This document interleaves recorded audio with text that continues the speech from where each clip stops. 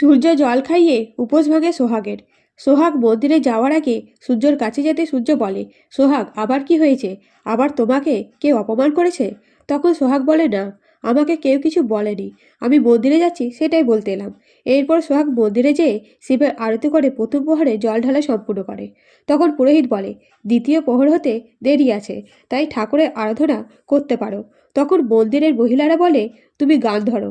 তখন সোহাগ শিবের গান করে এবং গান শেষ হতেই দ্বিতীয় প্রহরে জল ঢালে। এইভাবে 4 প্রহর জল ঢালার পরে সোহাগ সূর্যের জন্য মন্দিরে অপেক্ষা করতে থাকে। তখন পুরোহিত বলে, মা, তোমার স্বামী আর আসবে না, বাড়ি ফিরে যাও, দিয়ে উপোস ভাঙো। তখন সোহাগ বলে, না স্যার আসবে।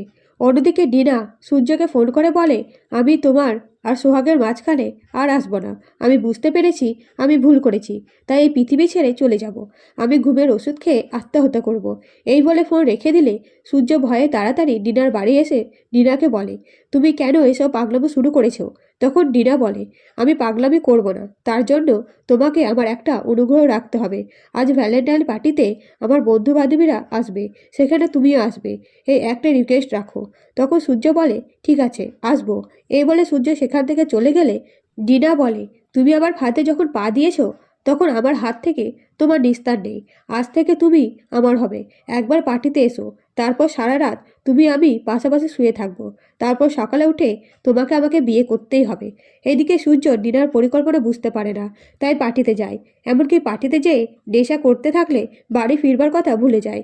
তারপরে আবার তিতিকার গলায় গান শুনে সূর্য আরও মেতে ওঠে। সেই সূর্যকে গ্লাসে ওষুধ মিশিয়ে সূর্যকে খাইয়ে দেয় ডিনা, এবং সূর্য ঘুমিয়ে গেলে ডিনা নিজের পরিকল্পনা মতো কাজ শুরু করে দেয়। তো সূর্য কি সত্যিই ঘুমিয়ে পড়ে, নাকি অভিনয় করে ডিনার হাত থেকে বেঁচে সোহাগের কাছে যেয়ে জল খাইয়ে উপোস ভাঙাবে সোহাগের? জানতে চ্যানেলটিকে সাবস্ক্রাইব করে পাশে থাকবেন। ধন্যবাদ।